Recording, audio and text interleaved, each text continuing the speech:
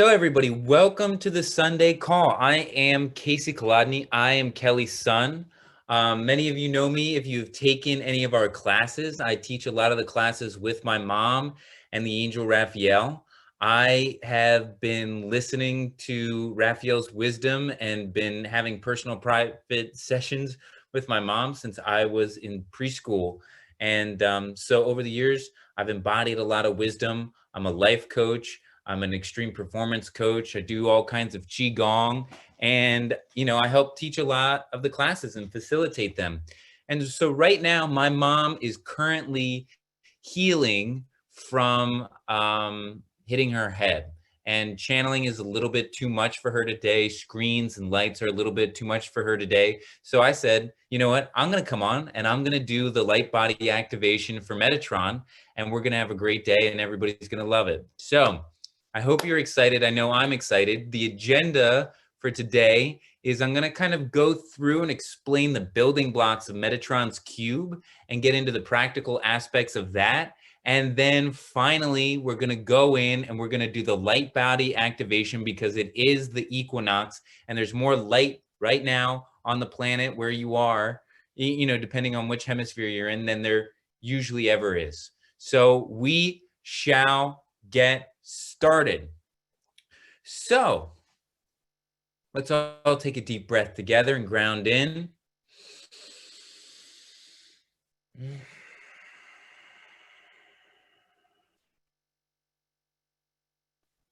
And I see everybody wants to send their wishes to my mom. So let's all just take a moment. Visualize my mom, Kelly Kolodney, in her brightest, healthiest form, full of light, full of her wisdom and her love, radiating health, feeling whole, feeling love.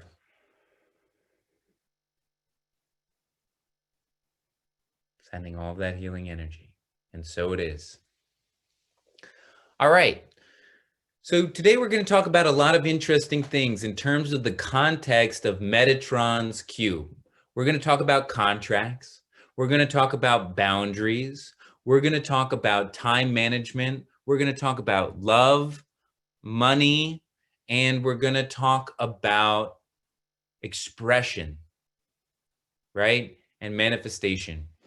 So the amazing thing is that Metatron's cube is like the container in terms of like the universe in a way, right? All these shapes coming together, all the 5 elements of earth, wind, fire, water, and ether all coming together. And when they all come together, they form Metatron's cube. So let's start and break down these things one piece at a time in order to create a whole reality, right? To create a whole reality. What do we have to do? What does this look like? So the first shape that we're going to work with is the hexahedron, right? Which is just a cube. It's just a cube. And this is the foundational building block of Metatron's cube. It's also the densest aspect, right? It's the densest piece. And so the cube is all about contracts. The contracts that we have made as souls here on this planet. But today, I also want to talk in terms of a practical aspect, the contracts that we make with everybody that we interact with. Everybody. Because whether we know it, whether we're conscious of it or not, we have a contract with everybody that we do something with, everybody that we interact with. Whether I'm going to act this way and you're going to act this way, or it's a business contract of I'll do this and then you do this, and this is what the expectations are, right? And when we can become conscious of all these contracts, they no longer are hiding underneath the surface.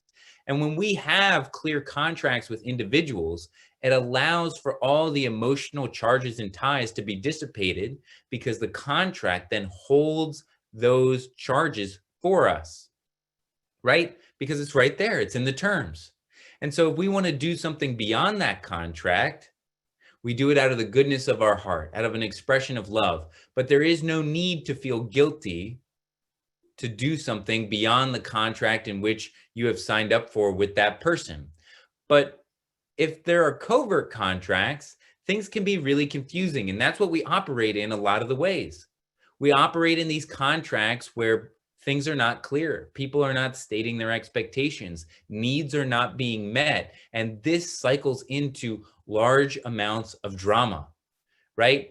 If I'm thinking in my head, okay, I'm going to do all these things for this person. I'm going to make sure that everything's good for them and they're all taken care of. And I have a, little expectation that I'm giving them love, so I should get love back. And my idea of what that love looks like is to be invited to the party that I'm helping them out with, and they don't invite me to that party. I'm going to be wildly upset. But there was no contract. They had no obligation to do that. Yeah, it would be nice. It would be kind, but I never stated what I needed in return for that thing, right? And I know that it's good to give without expectation, right? But we can only give without expectation once our needs have been met. You can only give without expectation once your needs have been met. So you have two options then. You can either meet your own needs, or you can state what your needs are and have that interaction with somebody else. And then once your needs are met, you're free to give without expectation. And that's how we do that. That's how we can give love unconditionally. That's how we can give our energy unconditionally. Because once our needs are met, then we can give from that place. And that's when we actually open up to receiving, right? We open up to receiving when we are giving out of the goodness out of our heart because our needs have all been met, right? And so that's that first cue. So think about the contracts that you make in your life, right? What are you signing up to do? And some contracts are out of date, and we got to go back and we got to let those go. And those contracts are often what we're working on in the I Am Creation class is limiting beliefs. They're limiting beliefs. They're contracts that we signed up to hold on to believe in, right? To learn all different kinds of things and to understand ourselves a little bit better. But eventually the contract's time is up and we might be still operating on the terms of that contract, but that contract is null and void and it's time to let it go. And so essentially what we want to be really clear on is what contracts are we making, right? And that's the hexahedron, that's the cube. And so that's what we can focus on. And so once you've made a clear contract of what contracts you want your life to be like, we move into the next shape, which is the tetrahedron, which is like fire, and it comes from our solar plexus, right? And once we have established our contracts and what we want, it's time for us to protect the boundaries of those contracts, right? We want to protect those boundaries with that, right? And only when we have protected the boundaries and the, integrity of the contracts of the things that we have wanted to create, that is when things actually get started and they start to thrive and we start to actually be able to create something and we get to generate sparks and love, right? And we get to create, like I said, from the goodness of our heart. And the magic happens when we seal up all of those energy leaks, right? We seal up all those energy leaks, all those ways that we might be operating outside of our obligations that are not stemming from the goodness of our heart, that are stemming out of those lower vibrational frequencies like guilt and shame and anger and, all these low fear and just whatever, right? That when we're functioning out of those things, those are energy leaks. We're leaking out energy outside of our cube, outside of our contracts. So we need to firm up our boundaries. Now, how do we firm up our boundaries? I know we struggle with that a lot. A lot of people are people pleasers. And what happens is they feel like if they don't do things for other people, they will be rejected and abandoned. And so why are we so afraid of being rejected and abandoned and betrayed? And why are we so afraid of not pleasing people? Because we think that they're going to run away. And what happens if they do run away? Well, we're all alone. And we have to face the world ourselves. And sometimes, as scary as it may seem, that is a beautiful thing. Because when you're forced to face challenges on your own, when the world presents that to you, you then get to understand yourself more and grow and increase your worth. And when you increase your worth, you increase your ability to receive. And the crazy thing is that if you don't do it now and you keep people pleasing and betraying yourself and not sharing the truth about what's really going on, you will create those challenges in a totally different way, in a harder, slower, more painful way, in the form of disease. Because disease is often us betraying ourselves and not expressing our truth and not maintaining our boundaries to the point where that conflict, that energy leakage, all of that becomes dis-ease inside of the body, right? So in order to keep ourselves safe, we need to have contracts and establish what we need, and that's the cube. Then we need to hold our boundaries and make sure that when we do something beyond the terms of our contract, it is out of the goodness of our heart, perpetuated from the vibrations of logic, reason, love, joy, peace, love, right? That it comes out of these energies and not out of fear, guilt, shame, anger, pride. Because those are energy leakers. We want energy creators, right? And so when you have the contracts, right, the hexahedron, then you put the tetrahedron around it, then it brings us to the next element, the octahedron, right? And the octahedron resonates in our heart chakra. And when you have these beautiful contracts and they feel safe and they feel contained, it is only then that they can flourish, right? They can really flourish like a flower. When you've signed a contract that this plant is going to be yours, and you water that plant and you make sure it gets sunlight and you have it in a pot and you weed it and you respect its boundaries and don't put anything else near it. And in that moment where you're giving it its needs and you're containing it to make sure that it's safe by holding the boundaries, then it can express its highest form. It's love. Love can happen, right? And that flower can open up and show all of the beauty that it has within inside of its DNA. And that's how we can flourish. That's how we can bloom as flowers, right? And those are the first steps. And that's the octahedron, right? Which is all about the heart chakra and the air. And these are all the building blocks to Metatron's cube. So you'll see how this all kind of links together at the end. And then we move into the, I forget how to pronounce it. It's a icosahedron, right? Which is the expression of this. And once the love is generated, it's time to express that love. And in the class Surfing the Tsunami, we talked about expressing that through light language, right?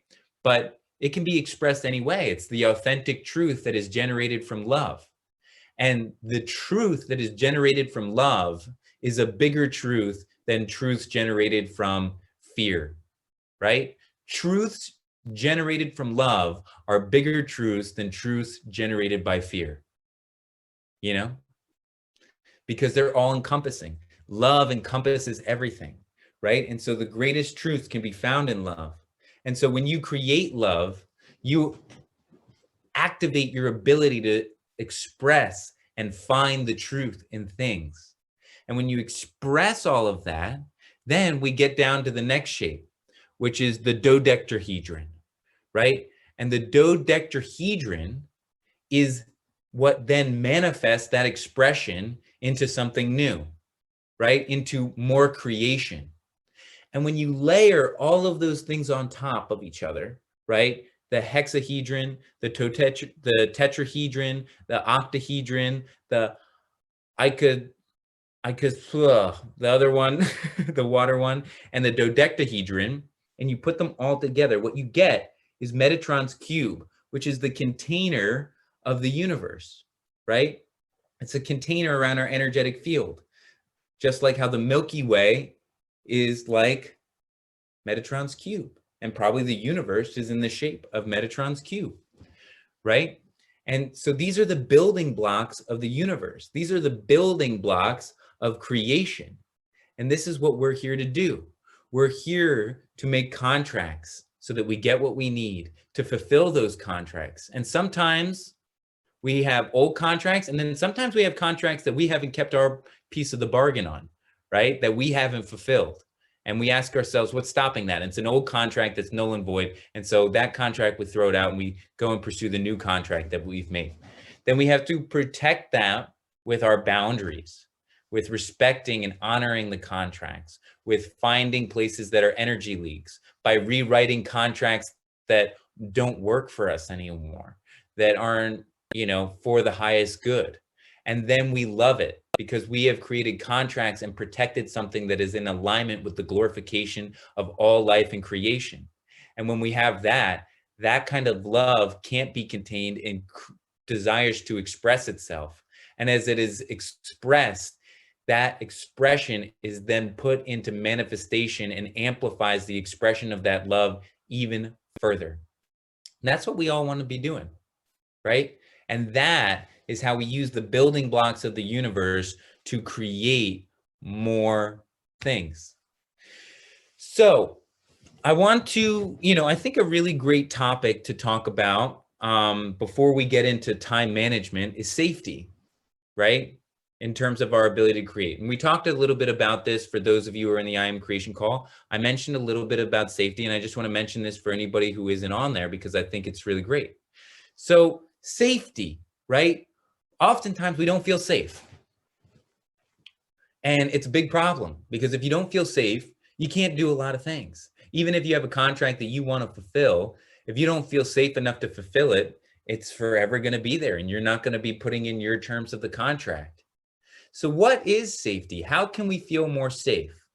Well, I say safety and comfort are pretty similar, right? Things that are comfortable are safe, and things that are safe are usually comfortable, right?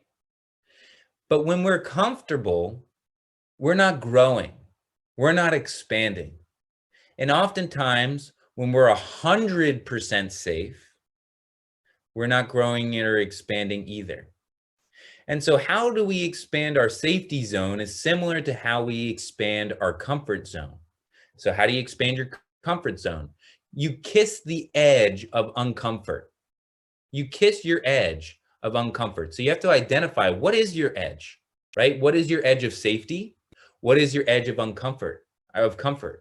And then you want to go and you want to find it and you just want to lightly kiss it and push it forward.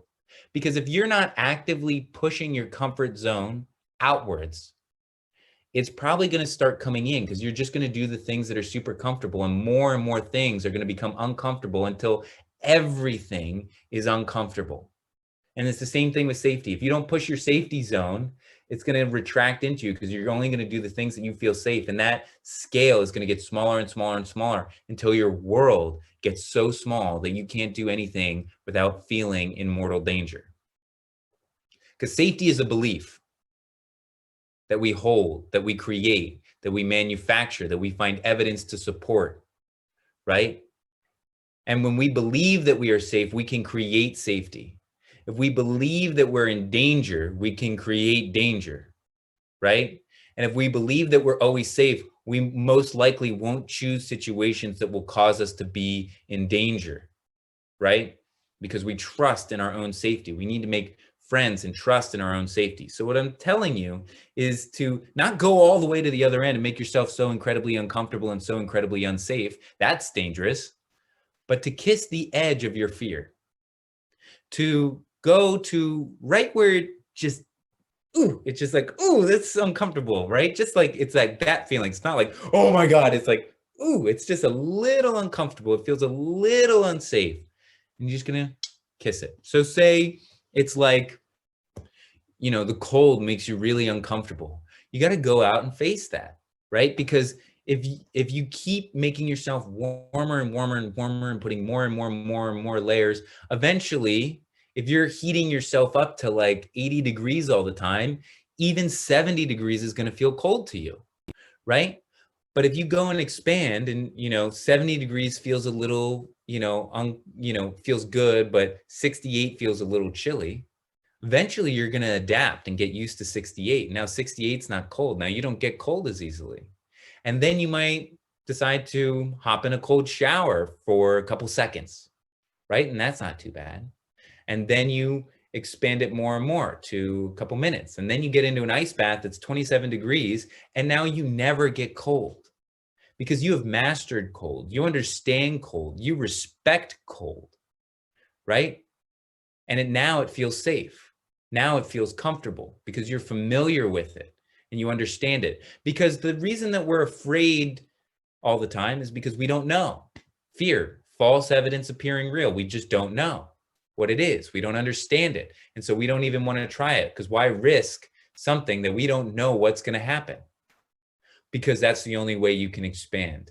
That's the only way that you can grow. That's the nature of the reality that we're living, is that you have to risk things and move forward and expand in order to grow. And that is the law of the universe. The law of the universe is expansion, is creation, is perpetuating life. We're constantly expanding. We're constantly creating. We're constantly expanding. The universe has not stopped expanding since the moment it blew up, right? If you believe in the Big Bang, right? And we know our universe is expanding and it's growing. And so that's the way that things are. So we might as well follow in suit with the nature of the universe, with the nature of our nature. Trees continue to expand and grow until they die. And then something else grows in their place, right? What is alive that doesn't grow, that doesn't expand? You show me. Maybe a rock, but it's not that alive. You know, and it depends on your definition of life. Some rocks are very alive. Some crystals are very alive, right? And so what we want to do is we want to expand our light bodies. And that's what we're here to do today. We're here to expand our light bodies. And the way that we need to, oh, actually, before we get into that, I want to really talk about, like, we talked about the contracts, we talked about the boundaries, and I want to talk about loving things, right? I want to talk about loving things, because that is the key to getting to feeling safe again, right? Is loving it. That's what happens when you get familiar with it and you understand it. You start to love it, right? Eventually you start to love the cold because you understand what it gives you. You might not like it, but you love it. You love it. You love that feeling of centeredness. You love the health benefits of it. You love all these things. And when you love it, that's when you can see the truth of what it is, because love holds a greater truth, right? The fear is a small truth. The fear is a small truth. That small truth is, oh, the cold is painful, right? It's true, but it's a very small truth. The bigger truth is the cold is painful, but it also helps my heart rate variability, which will help me live the rest of my life. It also forces my mitochondria to work double time so that I can generate more energy in my everyday life. It also reduces inflammation in my body, which is the core of and root of all disease, right? And you love it more, but it's really painful. But it's also all of these things. It's still painful, right? The love of it, the understanding of it, contains the smaller truth. And so we're expanding ourselves into bigger truths, because truths are the ultimate truth is the size of the universe. And we cannot conceive or understand how the ultimate truth of everything that is. We can only move one truth at a time, right? But until we love the truth that we have, we cannot move into the next level of truth. And so loving it is so important. When you really love it, then you can really express about it, right? Because the more you love it, the more you understand it. When you understand it, that is the only time that you can actually express something. You can't express something to somebody that you don't understand. But if you do, the vibration that you're usually expressing it in is in a lower vibration, in a vibration of gossip, because you don't really understand, because you don't know the full context of things and you're trying to understand more. Or you might express it in the energy of complaining, right? But nobody complains or gossips about a situation or a person or an energy or a thing that they completely fully understand and love, because they fully understand and love it. So they need not to perpetuate energies that are not love or above about that thing because they understand it, and understanding and love kind of like go hand in hand. So if there is something that you're complaining about or gossiping about, maybe you should recognize that maybe I don't understand this as fully as I can. Because do I love it yet? Probably not, if you're complaining about it. Do I love every aspect of it? Probably not. And the thing is, we need to love every aspect of ourselves because we complain about ourselves all the time. So that is an indication that we don't love every aspect of ourselves, right? Every aspect, even the aspects that you see as bad, right? Or evil or dark, right? It's important to love those aspects too, because until you bring your consciousness onto those aspects of yourself, they are just this wild thing that exists in chaos that does what it wants and you have no control over it. But when you actually bring your attention to it and love it fully and deeply, it becomes often your servant. It becomes your employee, and you can treat it like an employee, like an equal human being that you respect and love, but is follows your leadership in terms of what your mission is, right? These dark parts of ourselves. I think that a lot of times in the spiritual community, we ignore the darker aspects of ourselves, right? We ignore these things that aren't so pleasant and we try and push through into these positive things, but they're still there.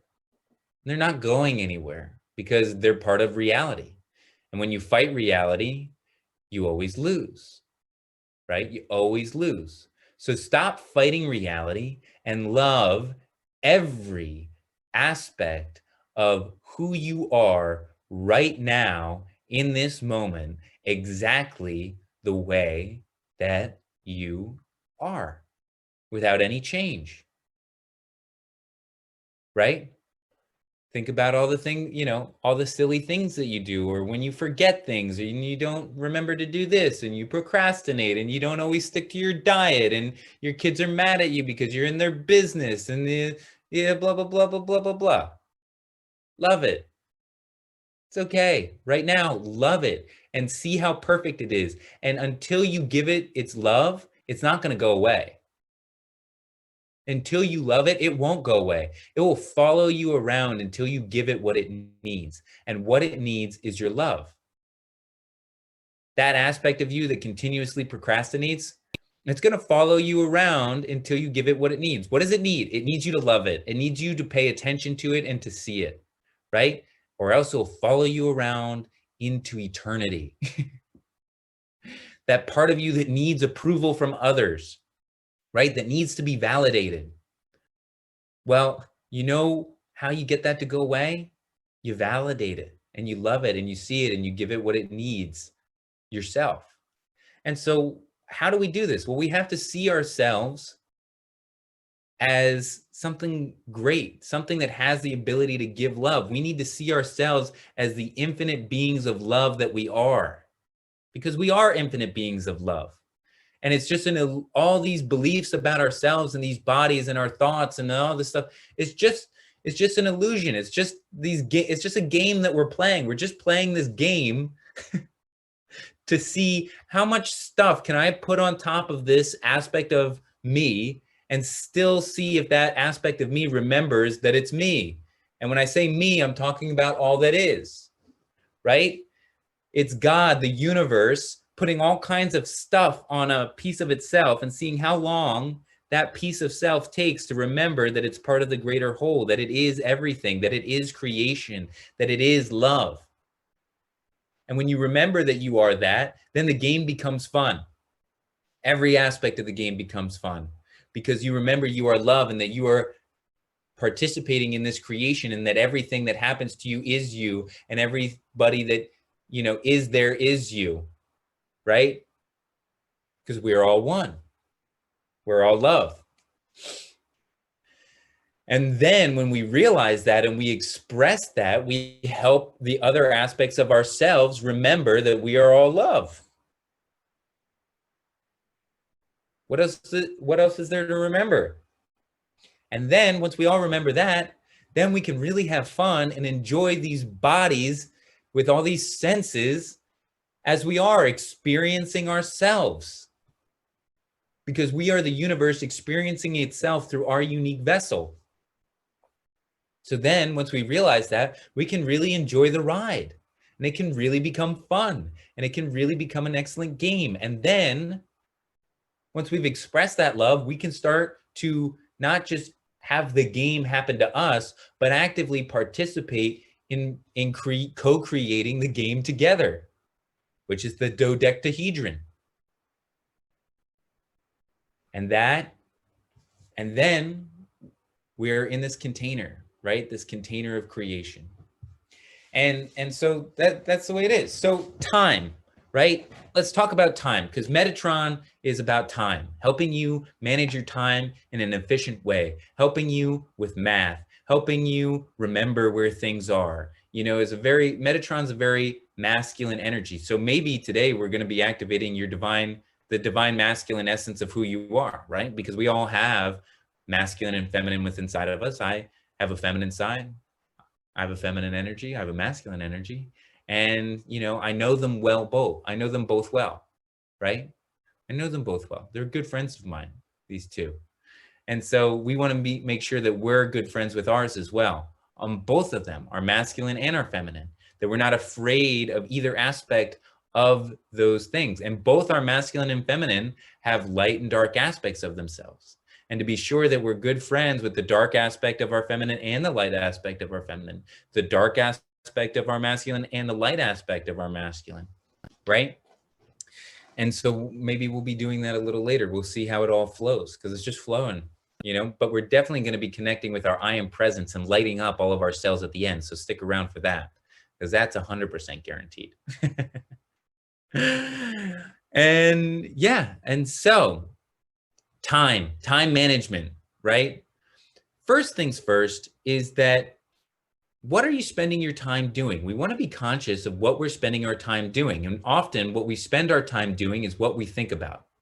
Whatever you think about is probably what you're spending your time doing, even if that's just sitting and thinking about it, right? If you're worrying about things all the time, right? You're either sitting worrying about things all the time, or you're actively out there doing things to alleviate your worries, right? If you're out there thinking about joy all the time, then you're probably actively doing joy, right? So you have to make your thoughts are going to correlate with what you're spending your time doing, which is interesting. So how do we become more efficient with our time? Well, we want to become more efficient with the usage of our thoughts, right? And that's why meditation is so great, because it helps us become aware of our thoughts and flush out all the things that we don't need to be focusing on. And then we usually have more time when we meditate, which is a miraculous thing. I think Gandhi said, maybe it was Gandhi, maybe it was somebody else. I'm not completely 100% accurate on this, but I think it was Gandhi, said that, you know, every day I meditate for 20 minutes. And when I have a really, really busy day, I meditate twice a day, right? He takes the time to meditate the second time because he needs it, because it's a really busy day and he needs to make more time. He needs to make more room. And that's what we do when we meditate, because we let our thoughts go and prioritize the thoughts that we want, and therefore have a more effective, efficient usage of our time with our thoughts. And so that's what distracts us and makes us not use our time really well anyway, right? So say you have ADHD, right? Which I have suffered from in the past. What's happening? You have a million thoughts coming in all the time about different things, right? And they're affecting your ability to do things. It's like, oh, I'm doing this thing. It's like boom, boom, boom, boom, boom. 10 thoughts about 10 different things that I'm now, my attention, is starting to be pulled towards another direction. What do? You write them down. You write them down and you get your priorities straight. And when you've written down all of your thoughts, and from your thoughts, you've established your priorities, you can go and move in a sequential order and let go of all those thoughts, because you have them contained in your parking lot, and you can move forward and hold one thought at a time. And when you hold one thought, if you can hold one thought, one theme at a time, you will have infinite more amounts of time if you take one thing at a time and do it 100%, absolutely fully with all of your attention and then move on to the next thing, you will have so much more time. I guarantee it. Time will collapse itself and it will become infinite. And oftentimes when we do that, when we are able to focus on those things, we have entered into a flow state. And when we're in a flow state, it feels like there is no time at all, right? We transcend time. We've all been in flow states in different moments in our life. And in that moment, you are fully focused and invested in the thing that you are doing. And therefore you transcend and collapse time and get that thing done. And then the next thing comes in and it just feels effortless because you have oriented your priorities. So the thoughts are coming in and filtering through your consciousness in a proper structure, right? They're flowing in a proper structure. The hose is straight. Now, what is that proper structure for consciousness, right? How do we get it aligned like that? How do we know what our priorities are? Personally, and I'm saying a lot of things that a lot of people have heard me say before, but I think it's good to sew it all together.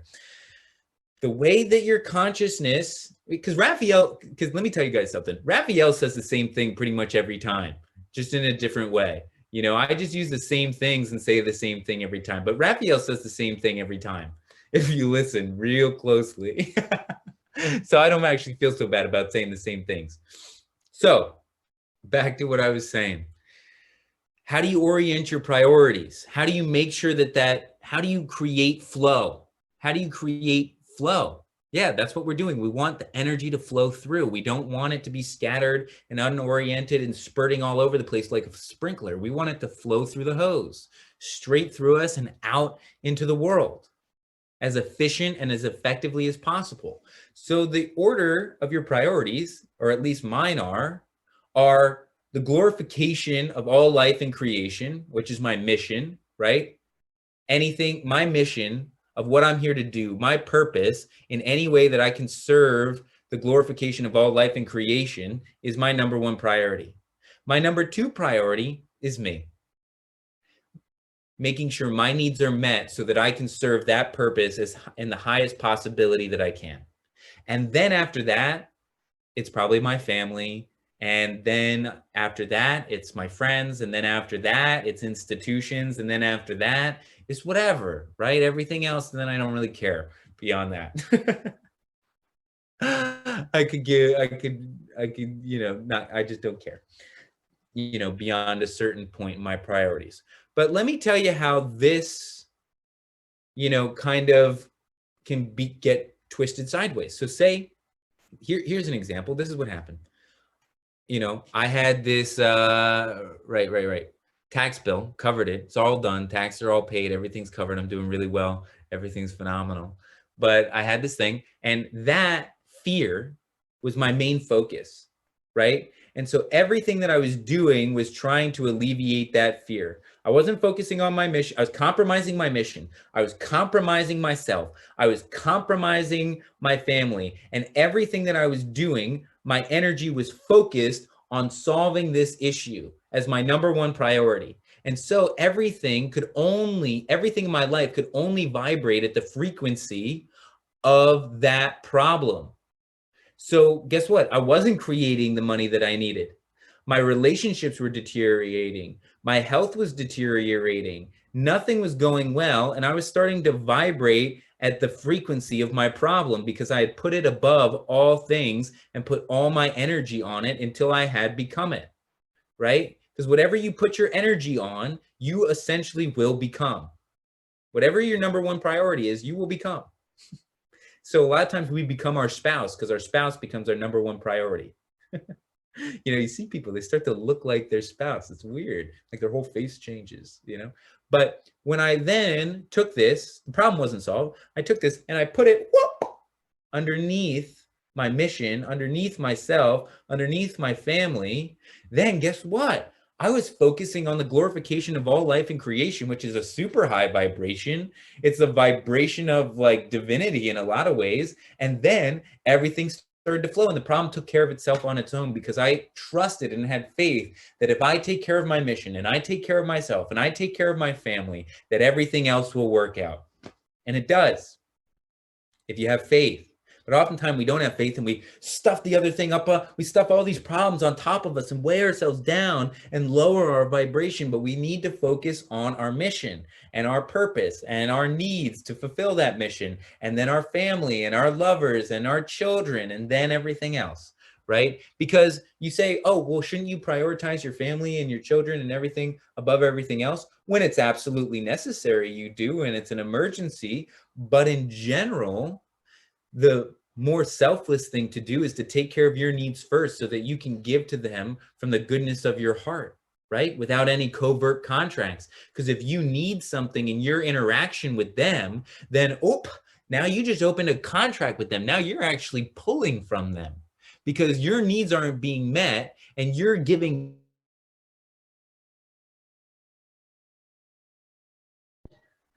No bueno. No bueno. So if your needs are met, then you can give out from the goodness of your heart and actually take care of them without needing anything from them, which is the highest service that you can do for them. And sometimes you do need things from them, but that's what the contracts are for, and it should be clear.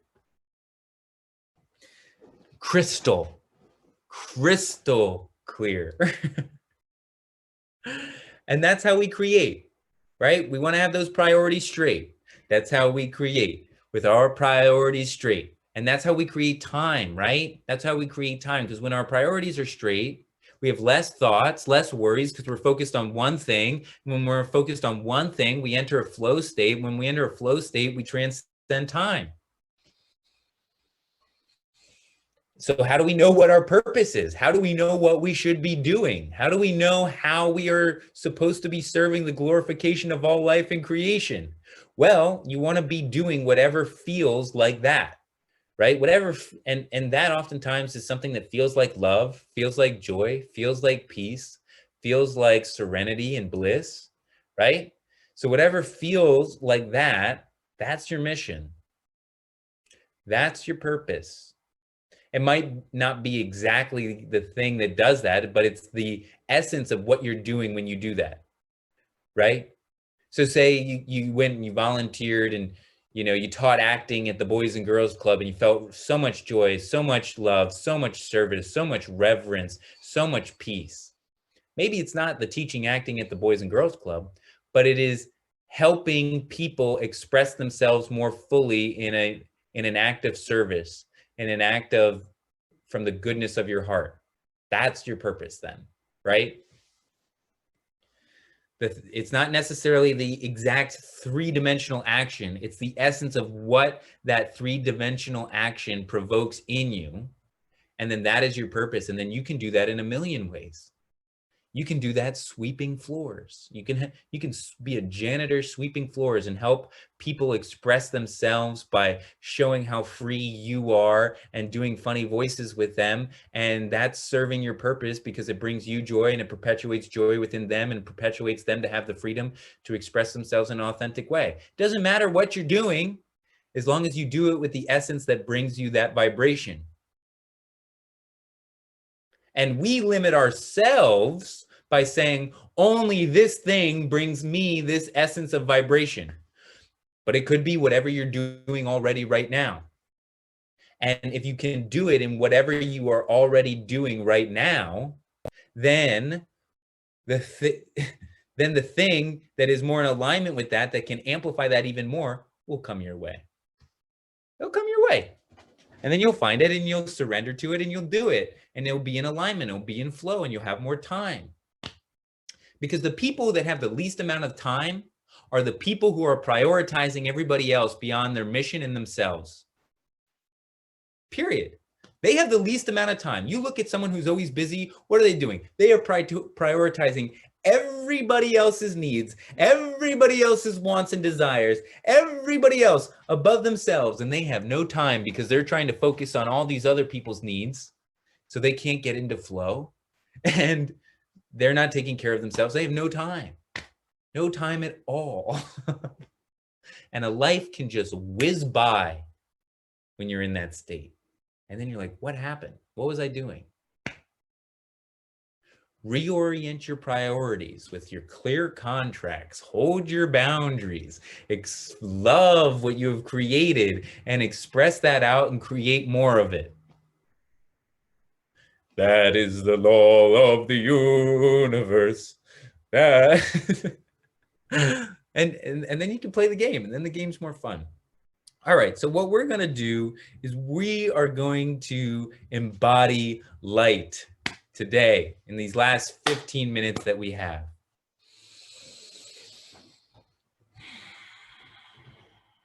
We'll see how long this meditation is. I'm just going to let it flow. So let's just all drop in and surrender.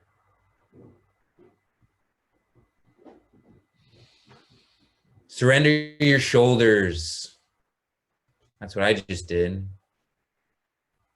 Surrender your face. Surrender your chest. Surrender all your muscles that are holding on to something. What are they holding on to? They might be holding on to worries and fears and the things that you have to do. They might be holding on to keep you safe from something, to keep you from feeling pain. What are they holding on to? They're holding on to your previous form. Let them go. Let all the muscles go. Deep breath, audible exhale.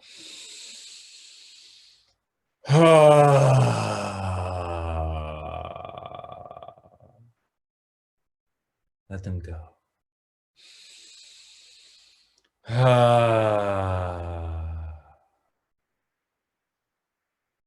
Open up.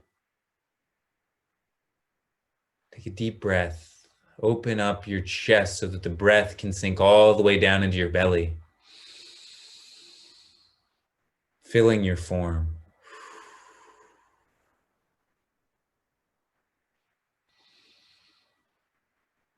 Allowing for a creation, a new formation of your energy.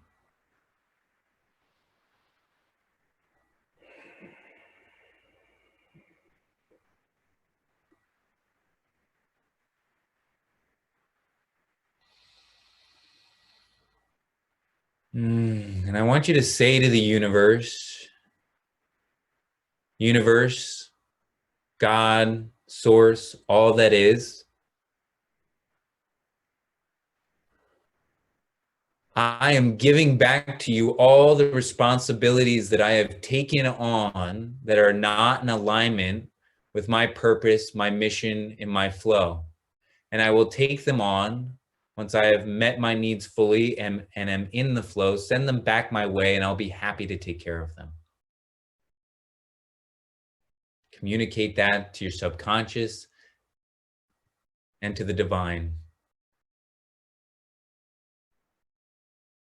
What we're going to do now, we're going to tune into our heart. However it is. Your heart might be sad, might be tired. Your heart might be angry. Your heart might be happy. Your heart might feel deep sensuality. Your heart may be an infinite array of things. But I want you to get curious with your consciousness and pay attention to where your heart is right now.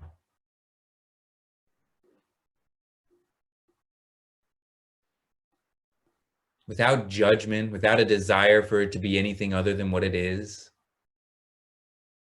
Just observe it. Give it your presence.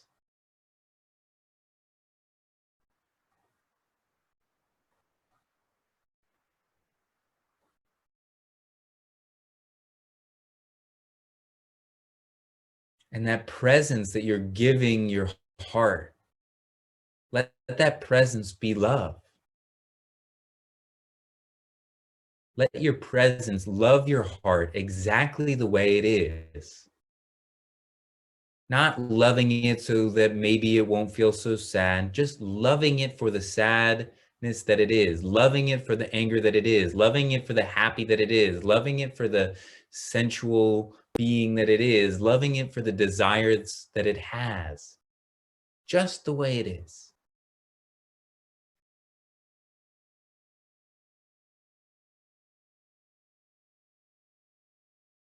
When you really love it, that presence, that love that you're giving it, where is that coming from? It's coming from your I am presence. So open your third eye and follow the string, the light of love that is shining upon your heart. And in front of you, see where it's coming from. See your I am presence. And the I am presence is a light body. It looks just like your current form. It's the healthiest, most vibrant, most joyful, peaceful, loving form of you. It is the essence of who it is that you are. It is your presence. It is your I am presence. And as it loves you, you look at it with such reverence as you see its skin sparkling and its body just made out of light, radiant, beautiful. And it has your hands, and it has your feet, and it's in the shape of your body. It's this beautiful silhouette. And now that it has loved you with everything that it has, you have the capacity to love it back.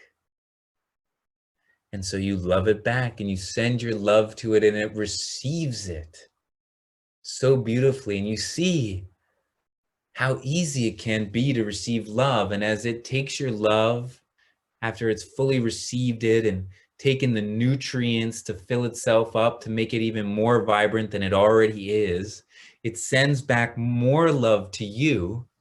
And now you know how to receive its love by mirroring how it received yours. And receive with your whole body the love of your I am presence. As it hits your heart, it merges with your blood, this light. And as your heart pumps, this light pumps through all of your veins. It pumps into your brain, in your face and your neck.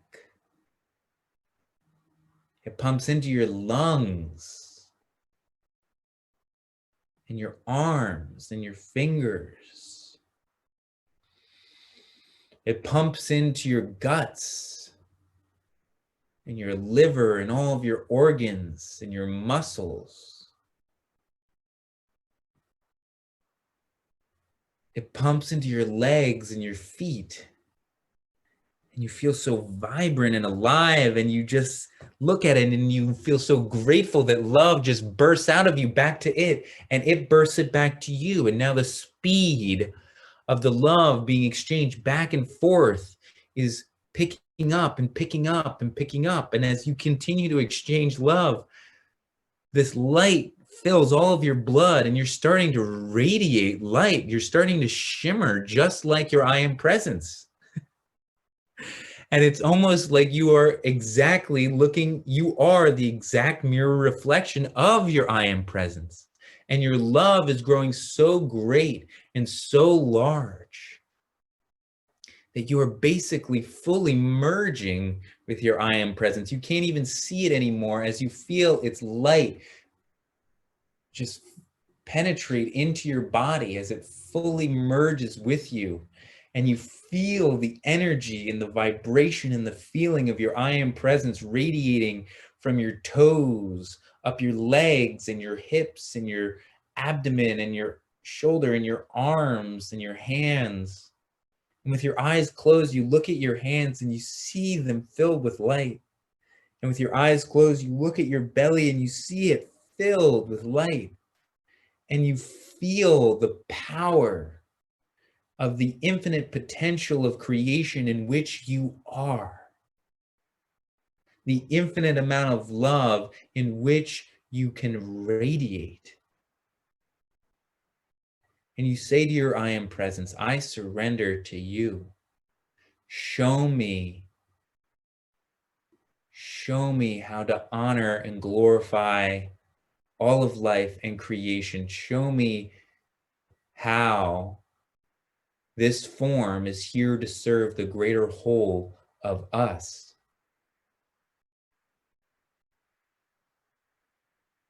And listen to what it says back.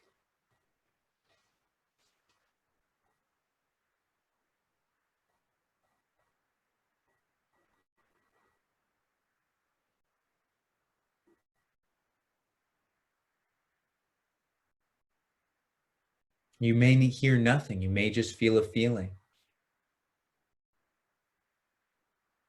Whatever it is, surrender. And if you don't feel or hear or see or sense anything, let go, surrender. Stop trying to hear or sense or feel or see it. Trust that it is there.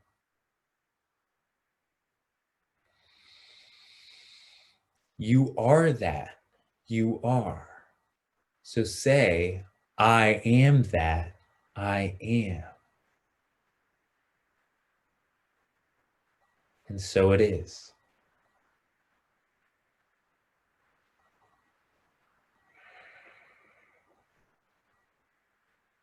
When you're ready, you can come back to the here and now and wiggle your fingers and wiggle your toes and continue to smile as you feel your I am presence radiating through you.